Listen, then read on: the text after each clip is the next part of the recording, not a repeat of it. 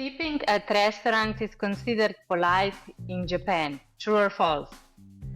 False. Japanese companies have nap rooms where employees are encouraged to sleep during lunch breaks. True or false? False. Japanese people avoid eye contact to show respect. True or false? True. Hi, and welcome to ASHA Global Voices Podcast. My name is Tjasa Strle, and I'm a cross-cultural leadership coach and the creator of ASHA Global Voice. Together with my guests, we are sharing stories from around the world about different cultures, leadership, and human experiences that connect us. If you like what you hear, please hit the subscribe button. Your support means the world to me. And now, let's dive into today's episode. Today I'm delighted to welcome Tatsuya Ogawa from Japan. Tatsuya specializes in brand marketing and Japan-Sweden cultural exchange, empowering independent music artists and helping international clients navigate the Japanese market. He bridges global innovation with Tokyo's vibrant ecosystem through his work in translation and community events. Tatsuya, welcome. So happy to have you here. Thank you very much for having me for today. And I'm so curious to hear more about Japanese culture and more about your journey as well. But if we start with true or false statements. The first one was that tipping at restaurants is considered polite in Japan.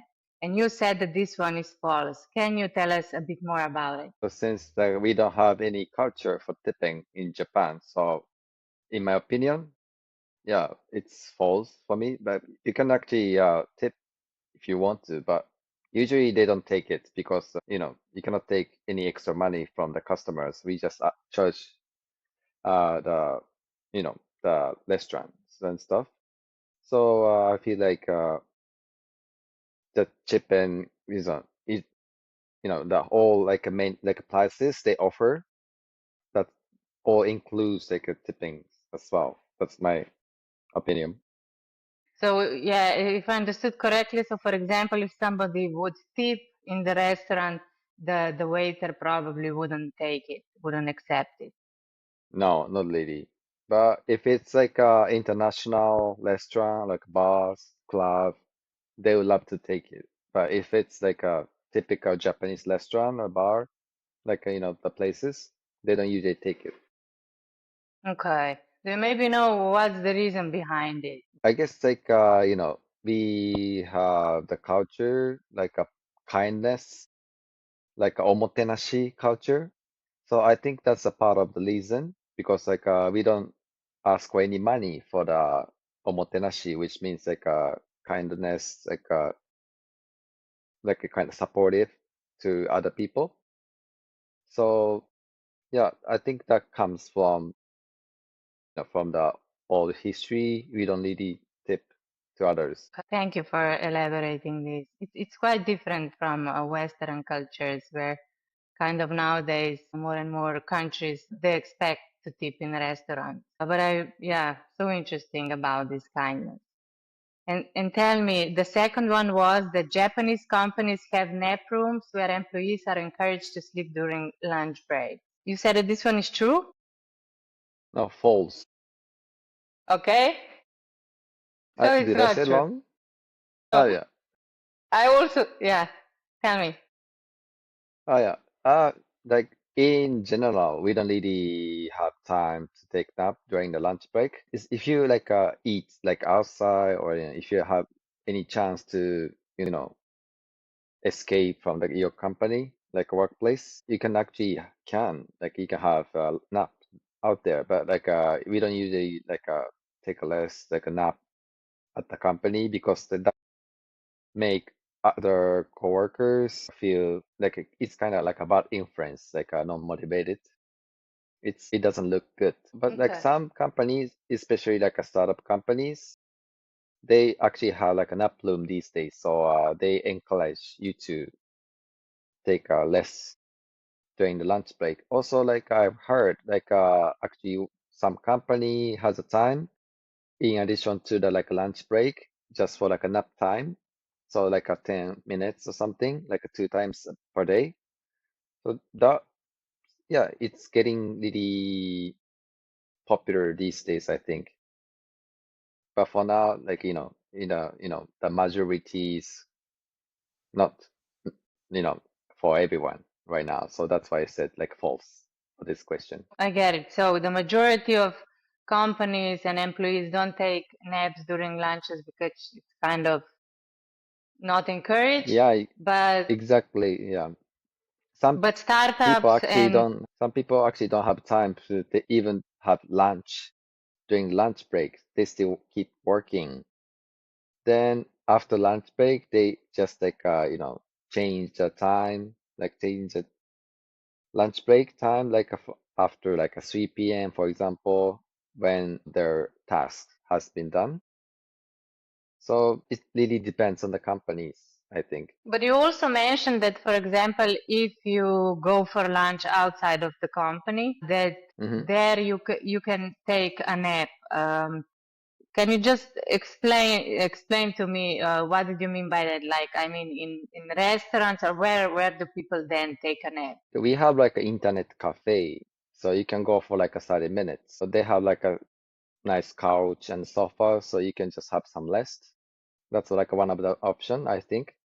But some people actually sleep in the cafe as well, but it's kind of lewd, so I don't think people Okay. actually do that. But if they are too tired, maybe they might fall asleep, then just realize, the time, lunch break's almost over, so I gotta go back.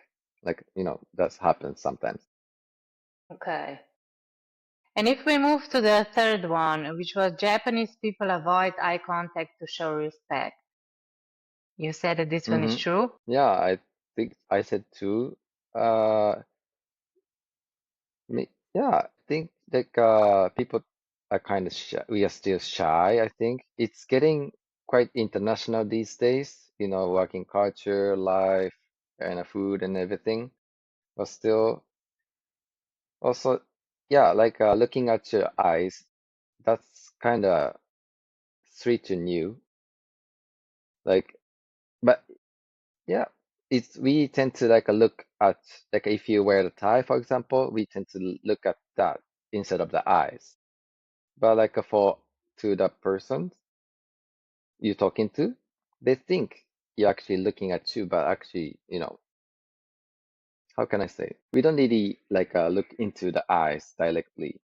That's kind of creepy sometimes.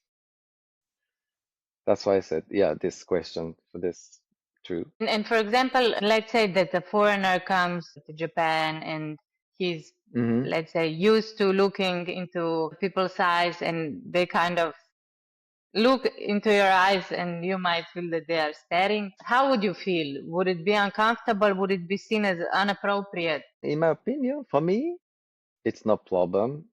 But some people are really not used to it. That's why what I feel like. So yeah, in common, it's not quite yeah popular thing. Not popular. What can I say? In general stuff. Common. Yeah, yeah, Okay, which is a good tip also for foreigners coming to Japan, maybe avoid eye contact a little bit. yeah. Cultures But are like they get different. Yeah. surprised, maybe. Yeah. Why are they looking at me? Like some people think they might think that way. Hmm. Okay. And how do Japanese people typically greet each other? How do they typically greet each other? We bow, like say greeting first, then bow each other. Sometimes shake hands, but depending on the situation. But like as for the friends, we just like just say hi, like body language. That's it. We don't really hug each other. Okay, with friends, you just say hi and maybe wave a little bit. You don't hug. Yeah, And in more formal settings, you say hi and then you bow. yeah. Then yeah, sometimes we shake hands as well. If it's like a Okay. business meeting, for example, But do you also bow and then shake hands or just shake hands? I usually bow first to show the respect. Then depends on the situation. Sometimes I shake hands. I actually give a hug as well. Okay, it depends then. And can you Yeah, can you can you teach me how to say hi in Japanese? depends on the situation. Like we just say, like in English, we say like, good morning, for example. So ohayou gozaimasu. That's good Okay. morning in Japanese. So we don't really have the word for hi, but in casual way, we say ya in a grammar book. It's written like a ya. It means hi, but we don't really say that. So instead of that, we just say greeting like morning, good day, good evening, something like that.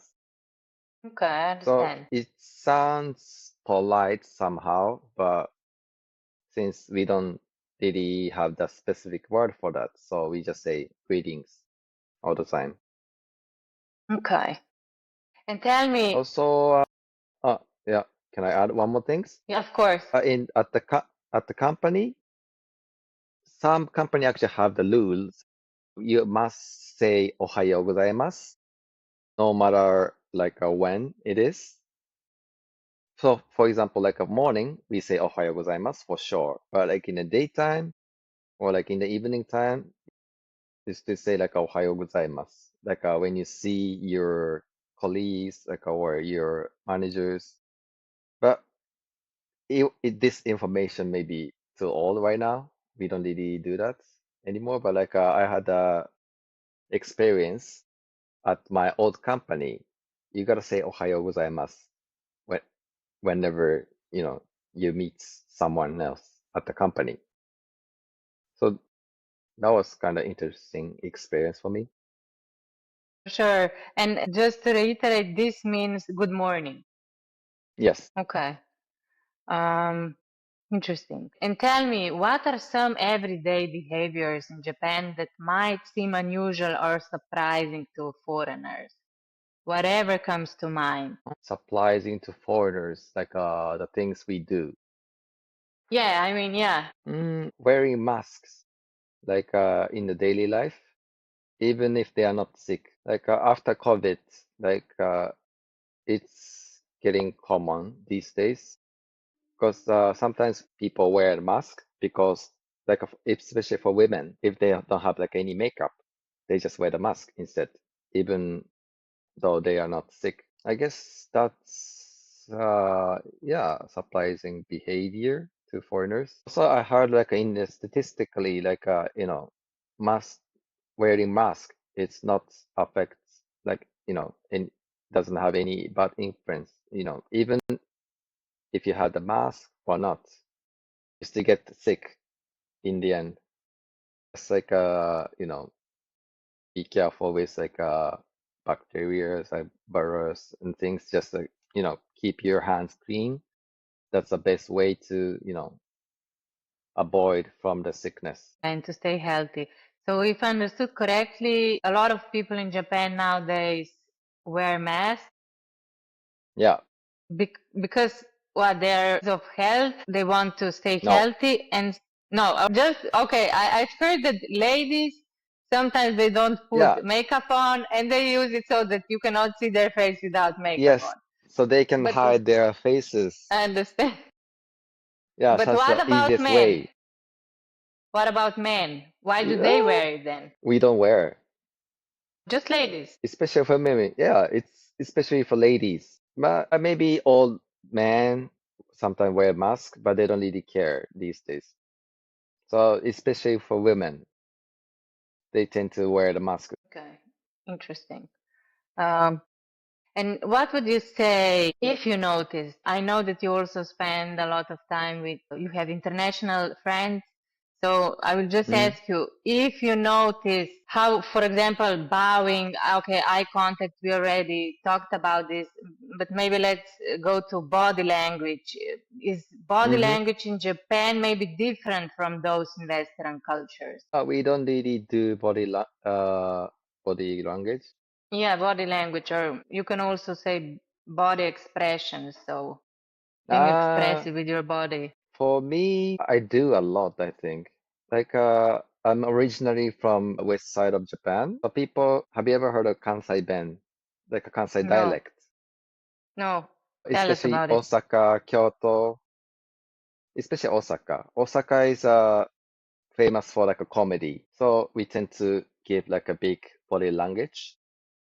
Also, they talk to everyone like a friends. So even strangers in the streets, sometimes we just talk to them to get the route to the destination, for example. Or even on the train, you just talk to like strangers about just like a daily life, like or like a news and stuff, like some, things happened this recently. So that happens a lot in Kansai district.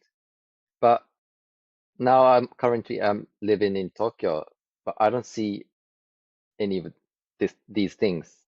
So for me, like in how can I say, the west side of Japan, like use body language a lot compared to east side of Japan. So I've grown up with body language or like some comedy stuff.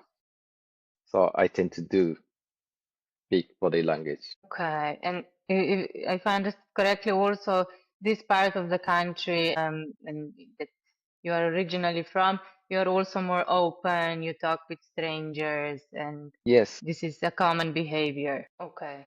So if you yeah used to it, that kind of culture. So let's say if the people from Tokyo come to Osaka, their supplies, they come so close to you for the first meeting. So they're like too, how can I say, too nice, too friendly to anyone. People from Osaka. Yes. Okay. And what would you say, what are some maybe cultural taboos that foreigners should be aware of when working in Japan? I think like speaking loudly on train, like showing tattoos. Also, when you talk to someone, like putting your hands in the pockets, that that looks kind of lewd to Japanese people. Also, we don't really say no. We always answer in gray. So we tend not to give like a specific answer in general. Like for example, for like when you date with someone, let's say find some like a nice dinner or something, then if you ask, then like you recommend something, but people usually don't answer, I want this. Like also if you like don't you want to eat this, then they were like, mm. Also answer is like kind of vague all the time. So that's completely different compared to foreign countries, I think. Okay, and so really interesting. But let's have an example. So, for example, we meet for a business meeting in Japan, in Tokyo. I'm from Slovenia. Hmm. You're from Japan. But okay, you are very open, Tatsuya. Let's say that you're a bit more traditional. And we are in a restaurant, and I ask you, would you like to order? What would you like to order? So you won't say directly to me, what do you like? That's the kind of different things. It's kind of hard to explain. That's because this is one of the typical Japanese culture, maybe. Like even if you don't want to do, you don't really say no. Okay, I understand, but tell me if we can go to this example. Let's say that we have some kind of business lunch, and It's not what happening in a I business way, actually. okay, It's more like in a casual way, like among friends, family, okay, maybe at the school. okay. But in any case, okay, so we meet casually, and I ask you, would you like that, or what would you like to order, and then you give me this vague answer. What should I do then? You mean like a solution for this? Like, should I just, you know, order for myself, and then, yeah, what should I do? Just let them go. Sometimes we just give alternative options, but eventually they decide, but it takes so much time sometimes. Just leave it. Okay. And also, now that we already talked about, so maybe not giving a direct answer. This was one example, let's say restaurant, but you also mentioned that also in other settings, maybe you don't give the direct answer. So my next question is, what's the cultural importance of reading the air, and how can foreigners learn to do it? So how can a foreigner know where he stands with something? So like leading there is basically imagine what they think, like from the conversation. Then you do something for them, like during the conversation or even like after. Also, let's say, how can I say? So you talk about something right now, but that for me, I just stop talking. Then I just like become like a listener for you. So it depends on the situation. It's just doing like some different roles. Yeah. Also, like let's say if you go to the restaurant with like a big group, so that group is let's say like a 10 people in there. 7 people want to go to like let's say sushi restaurant. The let's say like they want to have like a yakitori restaurant, but majority is like a sushi restaurant. So the less like 3 people just go with the sushi, even though they don't want to have sushi for the dinner. So that's like a leading air. Because if you insist, I want to have yakitori tonight, so that makes the group like atmosphere worse. So that's why we just go with like the major options. If you go with the group, that's one of the leading air culture in Japan. If I understood correctly, kind of going with the majority in order, and correct me if I'm mistaken, in order to kind of maintain the group harmony. Yeah, exactly. Also, not to be against to others. You don't deny, like you just respect your opinion. Okay, and So can I ask you also another? Yeah, please yeah, continue. sure, go for it. Oh yeah. No, but if So you had something. yeah, that means like you sacrifice yourself. Leading air is like kind of sacrificing. Okay, and this next question, let's say, for example, that you are at a conference, right? Mm-hmm. Yeah. And let's say I'm on stage, Mm-hmm. and in the audience are only people from Japan. Mm-hmm. Like, I mean, in Western part, it's kind of normal to say in the middle of the speech or at the end, does anybody have a question? Mm-hmm. But if I ask this in front of Japanese public audience, what would happen? Would anyone raise their hand, or no one would, and I would have to read the air and kind of know who wants to speak up? I don't think people raise their hands. Like they kind of hesitate to say something in a public. So yeah, also, but there are some exception, of course, like if they are really motivated, if they are so into the topic. Sometimes maybe one or two attendees we give some questions, but mostly we don't really give even any comments. I think like for us for foreigners, I feel like even like the panel like speaker says like any questions, they just skip like instead of they just give the comments instead of the questions. But it doesn't happen really in Japan. So if the speaker says like a questions, they just follow, you know, we have to say question, we have to ask something. So we cannot think like a different way. It's also nice to have comments, of course, but like we cannot think that way. That's what I feel like as being like Japanese in a conference. Okay, so if I understood correctly, Mm-hmm. it's better to just keep this question and asking the audience, does anybody have a question? Okay. Do you maybe know what's the reason behind it? What would you say in your opinion? I guess guess we just tend to do like same actions which the others do. So if nobody does anything, so I do the same. I just follow with it. So if someone says something, maybe that that person could encourage others to give another questions.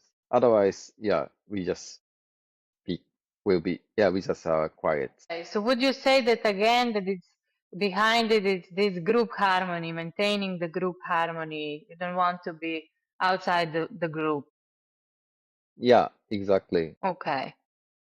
And tell me, Tatsuya, what is the significance of silence in Japanese communication, and maybe especially in meetings or negotiation? Like the silence. Let's say that we are in a business meeting and we are negotiating our collaboration, and then at Ah, one right. time you become silent. What does it mean? That's you just show like you know you're just showing I'm thinking right now. That's what like one of the things. Also, silence can be the respect to others and also avoid confrontation because we we tend to like wait other opinion like so we just have some moment like a silent moment between the conversation. Also, it's good for us to understand like what they say. That's yeah, I think that's yeah one of the meaning, I think.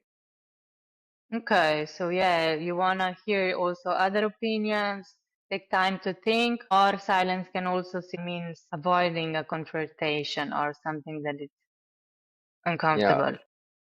I guess like we don't want to have like arguing like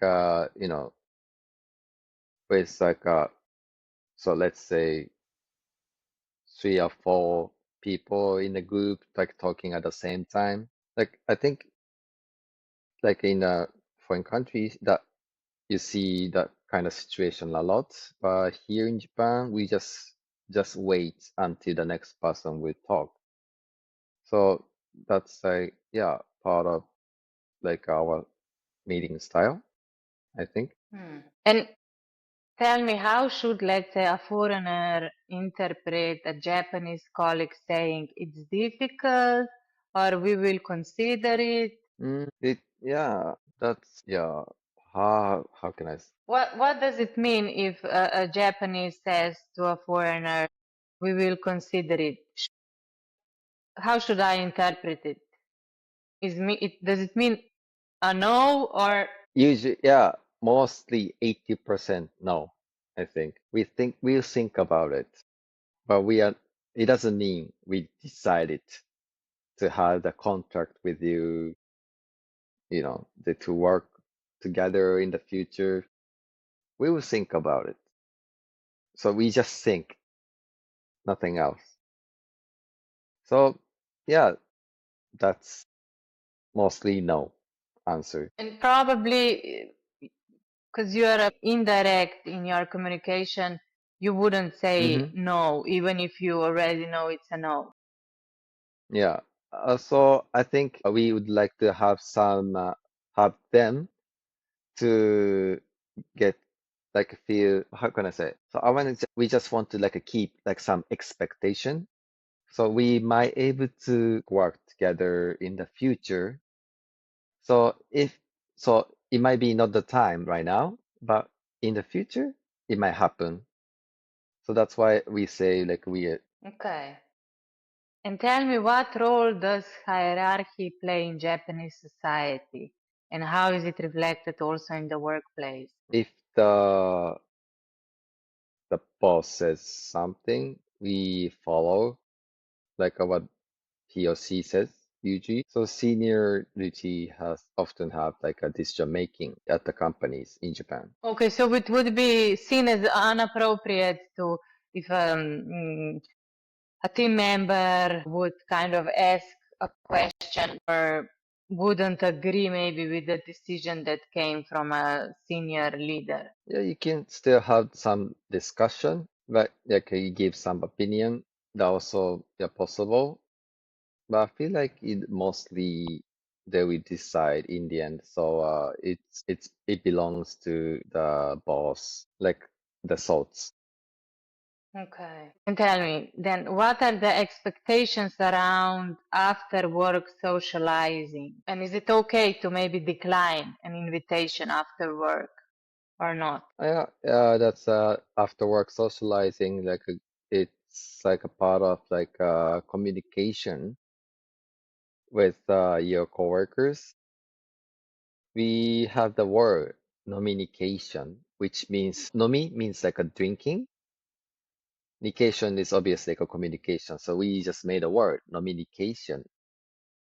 So it at the during the duty, you cannot really have like some private conversation. That's why we tend to have like after work socializing to get to know each other deeper.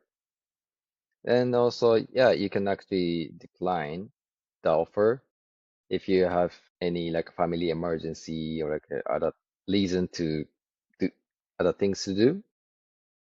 But some people think they're kind of lewd because like they denied the offer.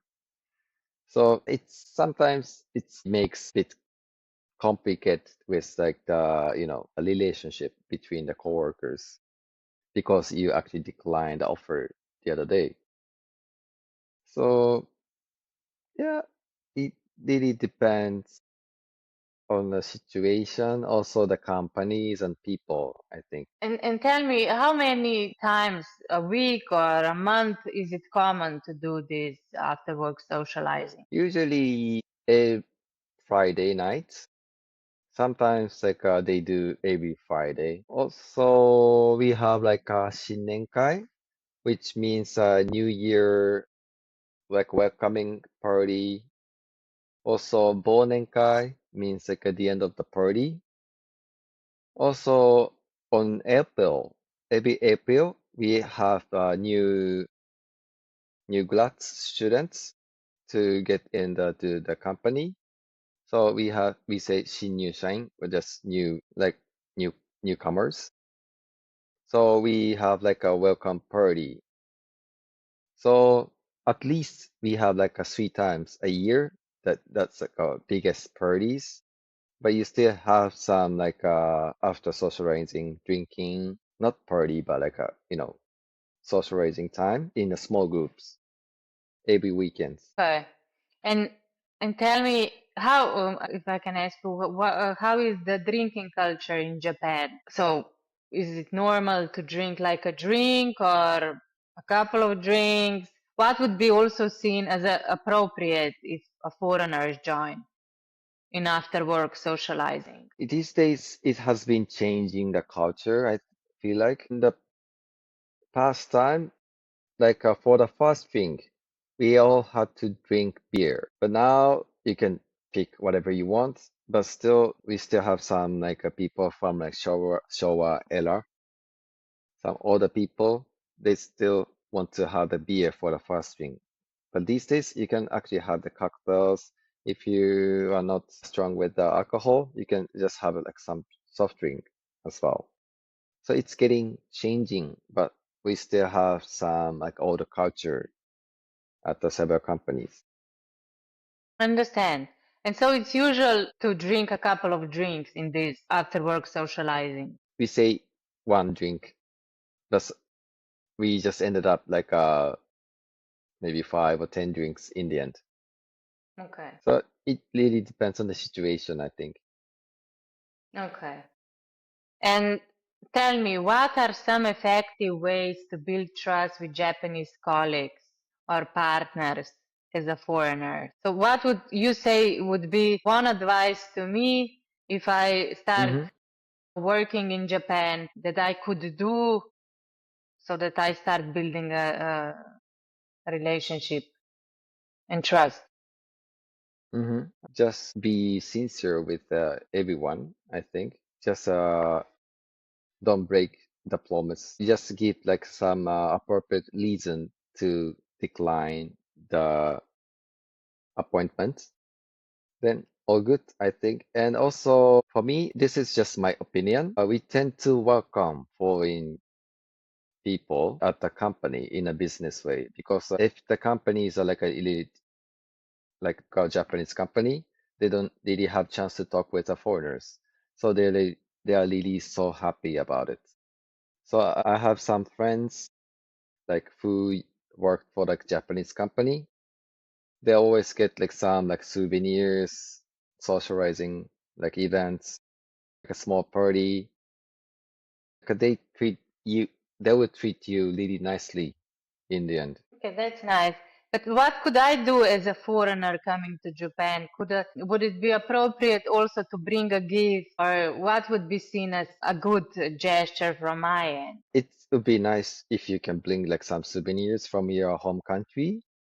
We also have some cultures like bringing souvenir culture in Japan. So if you go to let's say outside of Tokyo for business trip, you get some souvenir for your coworkers. You don't really have to do it because it comes from your own money. It cannot be company's expense, but it's more like your kindness. So that kindness makes your community and relationship with others better. So kindness is really important and to be sincere, as you said before. Yeah. Also, kindness here means more like I would say without asking. You have to guess what they want. Which is reading the air, right? So I have to kind Yeah, of understand what's going on, even if exactly. you are not saying to me directly what you want. Yeah, exactly. So you have to guess. So you have to think of the person you give to.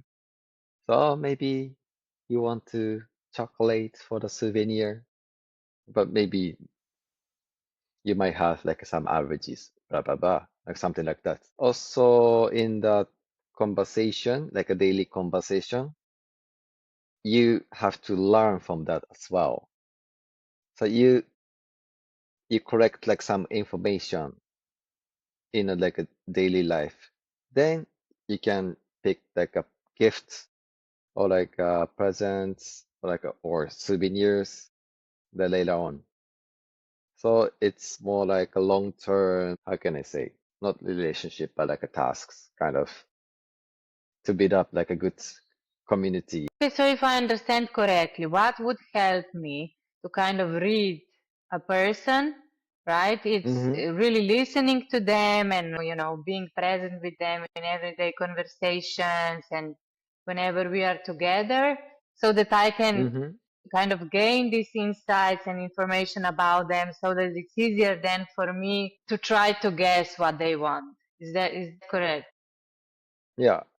Also, if you go lunch together, for example, you check what they eat for the lunch. So if they eat like a pasta, if they eat like steak, you have to remember. No, you don't really have to remember, but like, so you get to know like their taste. So if you go for lunch quite like often, you see, you know, what they eat every time. Then you would able to guess what they really like for food. Okay, so is it fair then to say that in general Japanese are really observing and attentive and empathetic people so that they are able to read the room and read the person? Or am I mistaken? I think so. Like depends on like your relationship between you and your friends, your coworkers, or your partner. So it's like a one of the problem these days in Japan, like a harassment. So let's say male boss ask female coworkers, so what do you like for food? That can be sexual harassment in Japan these days because he asks something personal to her. So it's getting really more complicated these days. You cannot even give one simple question if they not good like uh like a relationship yet. Okay. And tell me, I know you also work with Swedish people. So what would you say? How has working with both Japan and Sweden shaped how you help startups to tell their stories? Like you mean the culture difference between like working with like a Sweden and Japan? Yeah, let's talk about cultural differences between Japan and Sweden. So we are obviously in dialect people, and yeah, Swedish people, of course, most European people are dialect. Also, I feel like they have their own opinion, which we don't have usually. So that's a major difference between Japan and the Sweden, I think. Okay, and yeah, thank you for sharing this. And Mm-hmm. is there anything that comes to mind if I ask you, okay, you mentioned that Japanese are more indirect in communication and Westerns are seen as more direct in communication. Maybe anything else comes to mind. What could be one of the biggest communication challenges between Japanese and we can choose an example of Swedish people. To Japanese people, I think like when you meet like pe like other new people for the first time, it's hard to communicate with them because Japanese people tend to be shy. They cannot even introduce themselves because they're too shy. They don't know what to talk about. So that I think that's part of like a indirect. Can you give me an advice if you have one? Let's say, as you mentioned, I Ah, meet right, right, someone right. from Japan. What should then? It's a valid point, a Mm-hmm. great point. But what could I do then to kind of start building the relationship? Is there anything I could do, or maybe we just have to meet a couple of times and it will get. Yeah, I think a time is required. That's what takes time to get along with others in long term. And also, I think self-practice. Let's say you talk to the miller at your home, for example. Try not to feel like embarrassed to when you talk to people in public. I think I feel like we are kind of lack of, talking to people with many like lots of people, like a big audience. So we don't really have the chance. I think also it's kind of like part of our personality. We are shy. So that comes to make this happen. But to avoid us, I think you just need to have chances to talk with people, as many people as you can. That helps you to talk more for the first time, I think. And so let's say that we meet in Japan for the first time. Yeah. So, me as a foreigner, would it be then appropriate? I see that you are a bit shy, then, the conversation doesn't, I'm just using you as an example now and myself, right? So, can I, because for example, myself, I'm quite open, communicative. For me, it's kind of, I like to talk with people and I like to ask questions. For me, it's natural. Mm-hmm. This is just the way I am. Would it be seen as inappropriate if I would be asking you questions? Of course, I would notice that you're a bit shy and things like Yeah. that. I would, Uh-huh. what can I do to kind of break the ice because I would like to build a relationship with you. You know what I mean? Would it be All okay? right.